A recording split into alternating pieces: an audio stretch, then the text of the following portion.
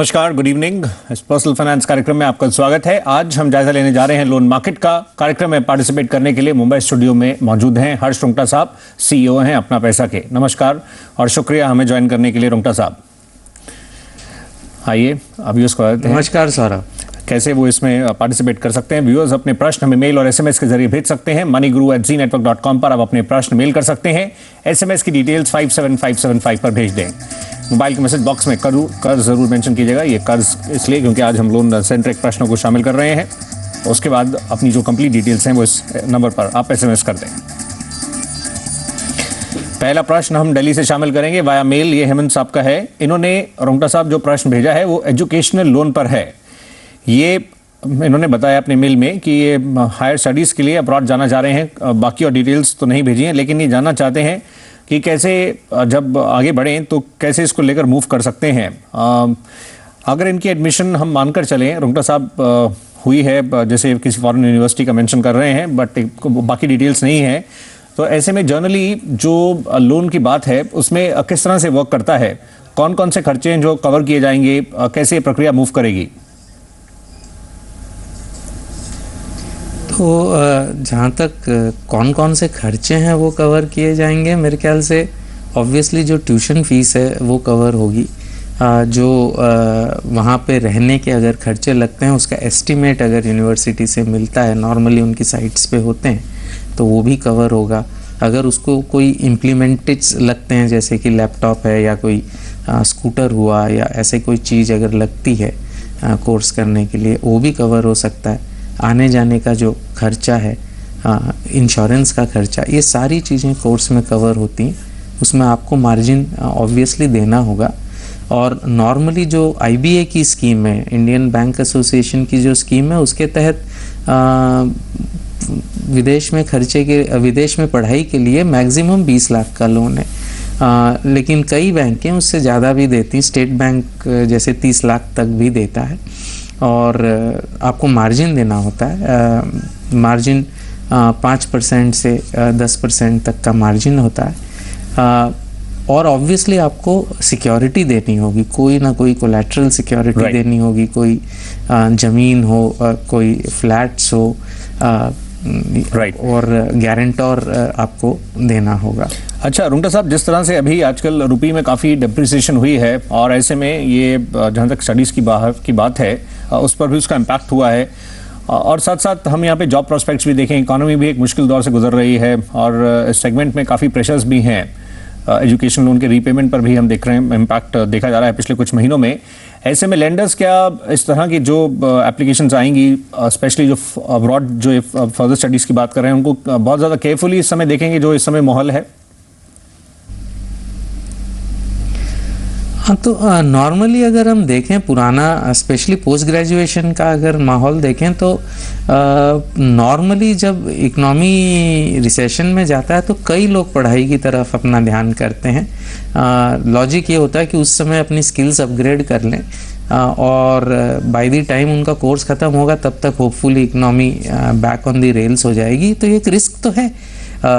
ये आपके इन्वेस्टमेंट की रिस्क है कि आप इतना पैसा खर्चा कर रहे हैं। लोन तो सिर्फ एक जरिया है, तो इन्वेस्टमेंट तो आप कर रहे हैं।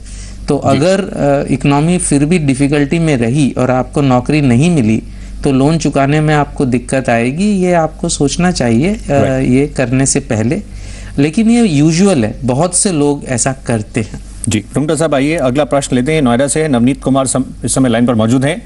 नवनीत जी का प्रश्न है, ये इन्होंने मेंशन किया ये जॉब में हैं अभी फ़िलहाल और ये एक बिजनेस प्लान कर रहे हैं। बिजनेस है मार्बल रिलेटेड बिजनेस, उसके तहत ये आगे बढ़ना चाह रहे हैं और ये बिजनेस जो है अपने कजन्स के साथ मिलकर करना चाह रहे हैं। आपने जिस तरह से मेंशन किया नवनीत साहब, आगे आप अपनी जॉब भी कंटिन्यू करना चाह रहे हैं, साइड बाय साइड ये बिजनेस भी करना चाह रहे हैं? नहीं जी, एक्चुअली इसमें ऐसा है कि मेरे 2 कजिन हैं, उनके साथ मैं ये बिजनेस करूंगा। वो लोग इसमें एक्टिव पार्टिसिपेशन करेंगे और मैं अपना जॉब कंटिन्यू करना चाह रहा हूँ। उनको हम देख रहे थे इस लाइन का, उनको भी आपने मेंशन किया था प्रश्न में कि खास एक्सपीरियंस नहीं है मार्बल लाइन का, उनके पास भी ऐसा अनुभव नहीं है? लाइन का एक्सपीरियंस उनको नहीं है, बट वो ऑलरेडी मार्केटिंग में है, मतलब जो ट्रेडिंग बिजनेस में है वो। ओके, और आपने और मुझे बेसिकली इसमें जो क्वेरी है वो क्वेरी ये है कि सपोज ये बेसिकली टाउन है वेस्टर्न यूपी में, धामपुर, वहाँ पे मुझे करना है। तो वहाँ पे जैसे मुझे लोन लेना है, तो इसमें अगर मुझे बिजनेस स्टार्ट करना है तो कुछ स्कीम्स वगैरह जिसमें कुछ मुझे रिबेट्स वगैरह मिल सकें, या फिर किस बैंक से लोन लूँ जिसमें कि कम रेट ऑफ इंटरेस्ट पे मुझे लोन मिल सके, ये बेसिकली मुझे जानना है। आपको इस पर राय दिलाते हैं। आप रुंगटा साहब इनको कैसे बताएंगे ये बिजनेस जो इनका प्रपोजल लेकर आगे मूव करने का सोच रहे हैं, ये भी मेंशन कर रहे थे इसमें कि ये इनका अराउंड अबाउट 40% खुद पूल करेंगे, राउंड अबाउट जो रिक्वायर्ड है लोन वो 30 लाख का है। ITR जो इनकी जा रही है उसमें राउंड अबाउट इनकी इंडिविजुअली 12 लाख की एनुअल इनकम इन्होंने शो की है, जो ये कह रहे हैं आगे जॉब कंटिन्यू भी करेंगे। लेकिन ना इनके पास और ना ही इनके कजन्स के पास इस लाइन का किसी प्रकार का कोई एक्सपीरियंस है। ये इसको लेंडर्स के पास कैसे मूव करें, कैसे प्रोसेस को आगे बढ़ाएं? तो नवनीत जी, इस पर्टिकुलर लोन के लिए आप सिक्योरिटी दे पाएंगे, कोई कोलैटरल सिक्योरिटी, जैसे कोई फ्लैट या और कोई चीज़ की कोलैटरल सिक्योरिटी दे पाएंगे? सर इसमें जैसे सपोज 50 लाख का मेरा टोटल अगर इन्वेस्टमेंट है, तो 50 लाख में 20 लाख के अराउंड तो लैंड कॉस्ट है, वो तो मैं ऑलरेडी ले ही रहा हूँ उस प्रॉपर्टी की। सो क्या वो है as a 20 security lakh? Treat हो सकती है। रुंगटा साहब वो ये तो कह हो रहे हैं सकती है, बट टिपिकली अगर आपको 30 लाख जी प्लीज कंटिन्यू सर। जो आपको 30 लाख का लोन चाहिए उसके अगेंस्ट में आपको सिक्योरिटी उससे ज़्यादा की देनी होगी। तो सिक्योरिटी क्या चीज़ की देंगे? 20 लाख तो आपने ज़मीन खरीद ली समझो, उसकी दे सकते हैं, और कोई सिक्योरिटी दे पाएंगे आप? नहीं सर, बट मैं जैसे जॉब तो कर ही रहे हैं, तो वो तो साथ साथ में रीपेमेंट तो स्टार्ट कर ही देंगे हम लोग। बाकी जो है प्रॉपर्टी, हाँ, जॉब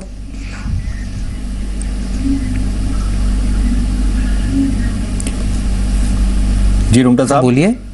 इनसे लाइन बीच में डिस्कनेक्ट होगी, लेकिन समहाउ जैसे उन्होंने बताया रीपेमेंट के लिए इन्होंने जो अपना जॉब का मेंशन किया है, लेकिन लेंडर्स तो काफ़ी कुछ देखेंगे, इस क्षेत्र का एक्सपीरियंस कैसा है, आगे प्लान क्या है, किस तरह से ये ऑपरेट करना चाह रहे हैं, ये जो पूरा प्रपोजल है इसको कैसे रेडी करें, कैसे ये लेंडर को अप्रोच करें, और क्या स्कीम्स रनिंग है जिन पर ये ध्यान अपना केंद्रित कर सकते हैं। सो नॉर्मली जब कोई नया प्रोजेक्ट आप डालते हैं, तो अगर बैंक को एज अ प्रोजेक्ट आप अप्रोच करेंगे तो ऑब्वियसली बैंकें देखेंगे कि आपका क्या एक्सपीरियंस है, जो भी पार्टनर्स हैं इनमें इनका क्या एक्सपीरियंस है, क्या चांसेस हैं इस पर्टिकुलर बिजनेस के, और सिक्योरिटी क्या है। ये दोनों तीनों चीज़ें देख के उसके बेसिस पे आपको लोन मिलेगा। लेकिन सिर्फ 20 लाख की सिक्योरिटी दे के 30 लाख का लोन लेना काफ़ी मुश्किल होगा इनको। तो अगर ये अपने जॉब के बेसिस पे यानी इनकम के बेसिस पे लोन लेते हैं तो पर्सनल लोन मिल सकता है। डिपेंडिंग ऑन कौन सी कंपनी में काम करते हैं, करीबन 8-10 लाख रुपए का लोन इनको मिल सकता है।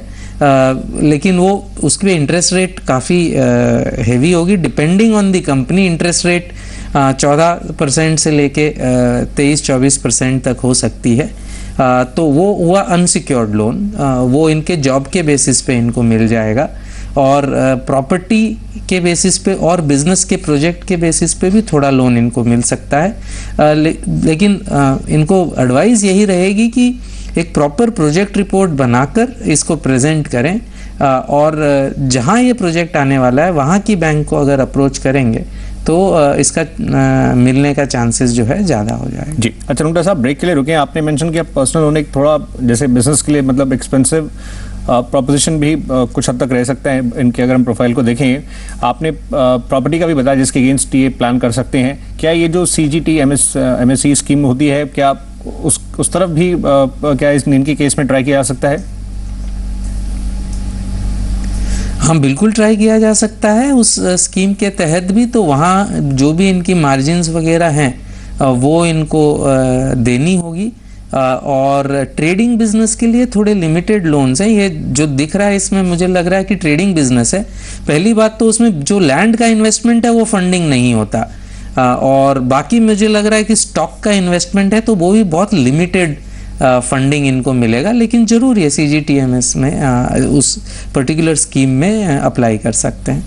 Right, all the best sir. इसके अकॉर्डिंगली आप मूव कर सकते हैं। नवनीत जी, कुछ डिटेल्स आपके स्क्रीन पर हैं।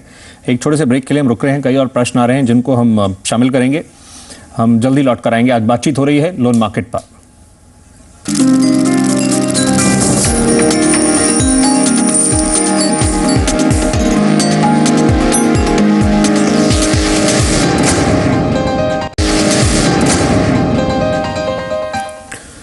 Welcome back. आज हम बातचीत कर रहे हैं लोन मार्केट पर और कार्यक्रम में आज पार्टिसिपेट कर रहे हैं मुंबई से हर्ष रुंगटा साहब, अपना पैसा को रिप्रेजेंट करते हैं रुंगटा साहब। और अगला प्रश्न अब हम शामिल करेंगे। ये प्रश्न अलवर से है और ये सवाल है मिस्टर भारद्वाज साहब की तरफ से। हरीश भारद्वाज जी से लाइन पर हैं। इनका एक स्कूल है जो उसी एरिया में नीमराना में रन कर रहे हैं। इन्होंने मेंशन किया इनको अतिरिक्त अब लोन की आवश्यकता है। फिलहाल इनकी जो सालाना आय है वो 80 लाख है। जो आपको लोन चाहिए आपने बताया करीब 2 करोड़ का चाहिए। इसमें आप हमें बताइए, जो आपका स्कूल चल रहा है भारद्वाज साहब, ये पिछले कितने साल से चल रहा है? सर 15 साल से चल रहा है। लगभग कितनी स्ट्रेंथ है, कितने छात्रों की संख्या आपके यहाँ पर? नियर अबाउट 1000 स्टूडेंट है यहाँ पे। अच्छा, ये जो आप लोन की बात कर रहे हैं, लोन आपको मतलब जमीन भी लेनी है और उस पर कंस्ट्रक्शन भी करनी है या सिर्फ जमीन है, कंस्ट्रक्शन करना चाह रहे हैं?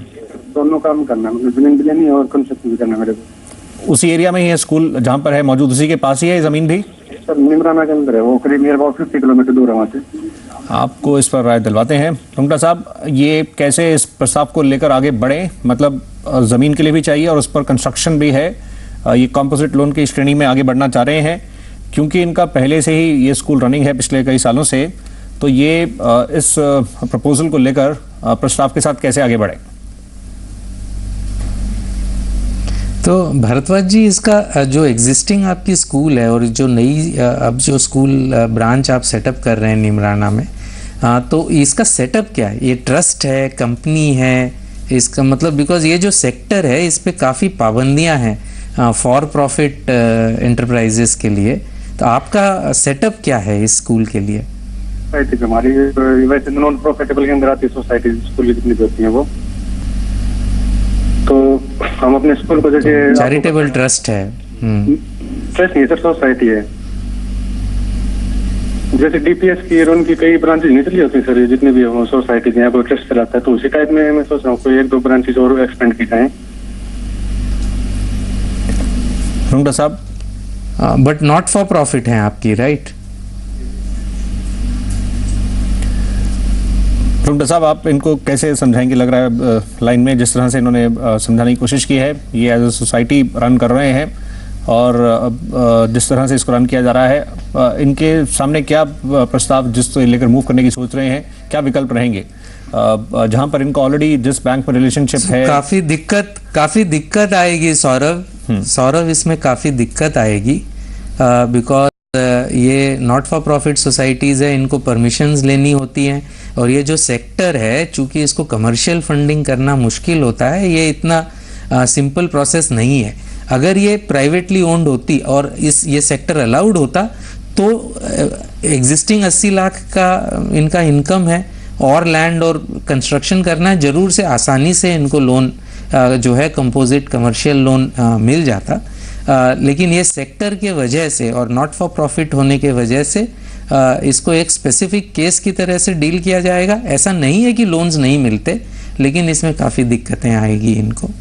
ये अब आगे मूव करना चाहें तो कैसे, मतलब जैसे आपने बताया मुश्किल तो है, लेकिन ये कदम आगे कैसे बढ़ाएं, मतलब ट्राई कैसे करें?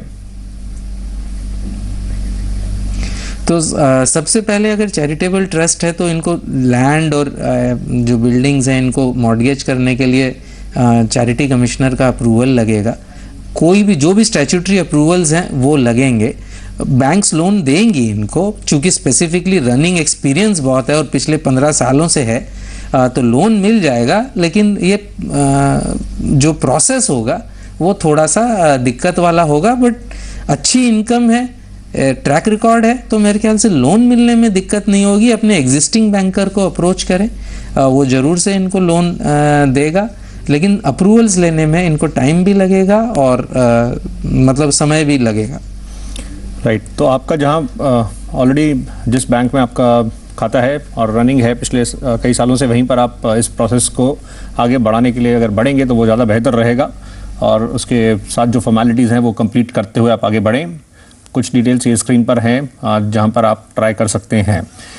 अगला प्रश्न सुशील कुमार जी की तरफ से है, गुजरात से प्रश्न है। ये होम लोन के लिए आगे बढ़ना चाहते हैं और जानना चाह रहे हैं कि अभी जो मौजूदा सिनेरियो है इसमें ये कैसे बढ़ें, फ्लोटिंग रेट पर आगे बढ़ें तो कैसा, और फिक्स्ड के जो विकल्प सीमित रहते हैं उसमें कैसे आगे बढ़ना चाहिए। रुंगटा साहब, ये आपको जो इस समय माहौल है जो काफ़ी हम देख रहे हैं, चौतरफा दबाव है डोमेस्टिकली भी ग्लोबली भी, ये इंटरेस्ट रेट की जहाँ तक बात है ये आपको कैसे देख रहे हैं, आगे मूवमेंट कैसी रह सकती है और ऐसे में कैसे कॉल लेनी चाहिए? कह रहे हैं इंटरेस्ट रेट मूवमेंट, आज होम लोन तो एक 15-20 साल का लोन आप ले रहे हैं तो उसके दौरान ब्याज की दरें घटेगी भी बढ़ेगी भी, तो उसको प्रिडिक्ट करना एकदम इम्पॉसिबल है किसी के भी लिए। अब रहा सवाल आपको क्या करना चाहिए, तो सबसे पहली बात ये समझ लीजिए कि चाहे आप फिक्स्ड लें चाहे फ्लोटिंग ले, ये वन टाइम डिसीजन नहीं है। आपने फिक्स्ड भी ले लिया तो हो सकता है कि मार्केट में रेट्स इतनी गिर जाएं कि उस समय आपको शिफ्ट करना जो है मुनासिब हो जाए।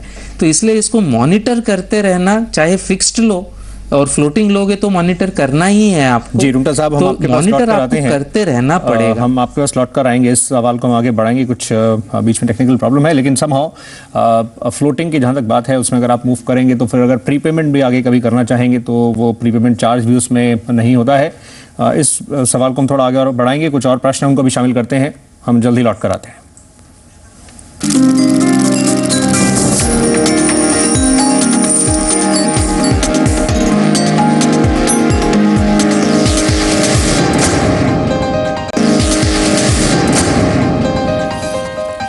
वेलकम बैक, ये लास्ट सेगमेंट है। आइए प्रश्नों के सिलसिलों को आगे बढ़ाते हैं। रुंगटा साहब, जैसे हम सुशील कुमार जी के प्रश्न को एड्रेस कर रहे थे ब्रेक से पहले और आपने बताया कि फ्लोटिंग इस समय लिया सकता है, आगे चलते हुए रिव्यू जरूर करते रहें, ये लॉन्ग टर्म प्रोडक्ट है। और जहां तक इन्होंने फिक्स के बारे में जानना चाहा, मतलब वो और इंडियन कॉन्टेक्स्ट में हमारे स्पेस में ये काफ़ी कम विकल्प रहते हैं जो एक्चुअल प्योर फिक्स्ड हैं, ये आप इनको कैसे बताएंगे जो इसके बारे में भी ये जानना चाह रहे थे?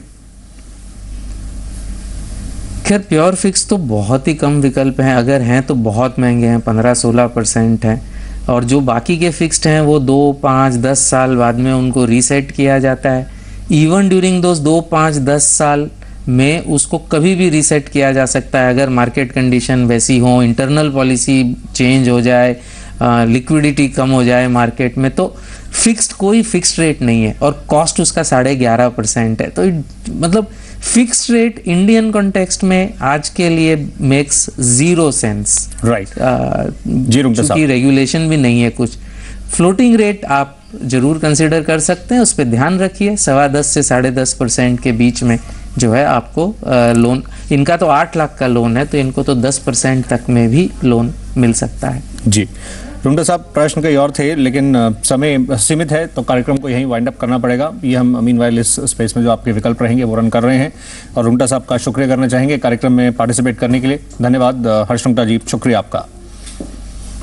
और आज के लिए शुक्रिया, बस इतना ही। चलते चलते हम आपको बता दें, ये पर्सनल फाइनेंस कार्यक्रम है, अलग अलग दिन अलग अलग टॉपिक्स को हम टच करते हुए आपकी फाइनेंशियल प्लानिंग में हेल्प करने की कोशिश करते हैं। तो मंडेज को हम सेविंग्स पर बातचीत करते हैं। आज का दिन लोन मार्केट के नाम रहा है। कल हम इंश्योरेंस को चेक करेंगे, general insurance, life insurance, centric. आपकी जो भी प्रश्न है आप भेज सकते हैं, मेरी क्लेम, मोटर इंश्योरेंस, सवाल कुछ भी आपके हों। और प्रॉपर्टी को हम थर्सडेज को चेक करते हैं और फ्राइडेज का दिन इक्विटीज़ के नाम रहता है, इसमें आप कैसे लंबी अवधि में पोर्टफोलियो बनाएं। तो इस तरह से ये पूरे वीक में रन होता है कार्यक्रम और आप इसमें पार्टिसिपेट कर सकते हैं। फिलहाल अभी के लिए इतना ही, नमस्कार।